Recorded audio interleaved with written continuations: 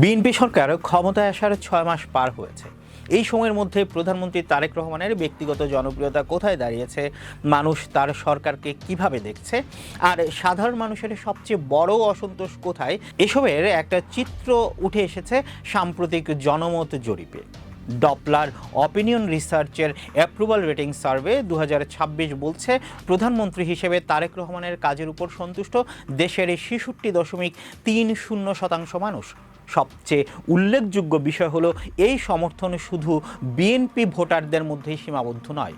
জামায়াতে ইসলামের সমর্থকদের ৬৫.৫০% এবং জাতীয় নাগরিক পার্টি বা এনসিপির ৬৫.৮০% সমর্থক প্রধানমন্ত্রীর কাজকে ইতিবাচকভাবে দেখছেন। এমনকি রাজনৈতিক কার্যক্রম নিষিদ্ধ আওয়ামী লীগের সমর্থকদের মধ্যে ৫২.৫০% মানুষ তার কাজ নিয়ে সন্তুষ্টি জানিয়েছে। অর্থাৎ রাজনৈতিক পরিচয়ের বাইরে গিয়েও একটা বড় অংশের মানুষ প্রধানমন্ত্রীকে নিয়ে ইতিবাচক অবস্থানে আছেন। বয়স, লিঙ্গ কিংবা আয়ের পার্থক্য এই গ্রহণযোগ্যতায় খুব বড় প্রভাব ফেলেনি। তবে এখানেই একটি গুরুত্বপূর্ণ পার্থক্য আছে।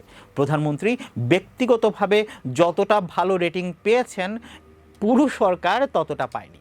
সরকারের সামগ্রিক কর্মকাণ্ডে সন্তুষ্ট ৫৪.৫০% মানুষ, বিপরীতে ৩২.৯০% মানুষ অসন্তুষ্ট। আবার দেশ সঠিক পথে এগুচ্ছে বলে মনে করছেন ৪৮.৬০%, আর ৩৫.৬০% মানুষ মনে করছেন পরিস্থিতি নিয়ে এখনও সংশয় আছে। এই ব্যবধানটাই সরকারের জন্য সবচেয়ে গুরুত্বপূর্ণ বার্তা, কারণ একজন নেতার জনপ্রিয়তা আর সরকারের দৈনন্দিন কাজের অভিজ্ঞতা সবসময় একরকম নয়। জরিপে মানুষের সবচেয়ে বড় সমস্যার জায়গাটাও বেশ পরিষ্কার: বিদ্যুৎ ও জ্বালানি সংকট এবং নিত্য প্রয়োজনীয় পণ্যের দাম।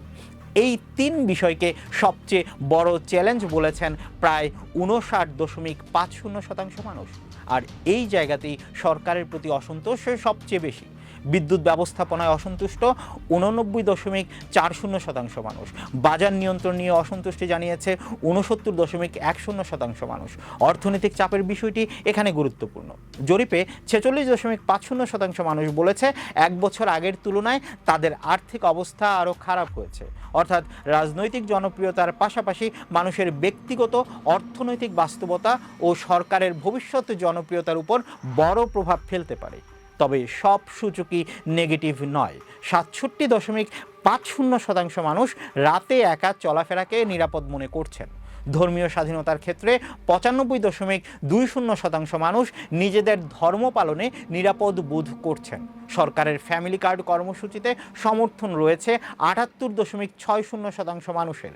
নতুন কর নীতিও ৭০.৭০% মানুষের সমর্থন পেয়েছে। সংসদে বিরোধী দলের ভূমিকা নিয়েও মানুষের মতামত জরিপে এসেছে। জামায়াতের আমির ও বিরোধী দলীয় নেতা শফিকুর রহমানের ভূমিকা ইতিবাচক মনে করছেন ৪৭.৭০% মানুষ। আর এনসিপির আহ্বায়ক ও বিরোধী দলীয় চিফ হুইপ নাহিদ ইসলামের ভূমিকায় ইতিবাচক সাড়া দিয়েছেন ৩৯.৮০%। তরুণদের মধ্যে নাহিদ ইসলামের প্রতি সমর্থন তুলনামূলকভাবে একটু বেশি।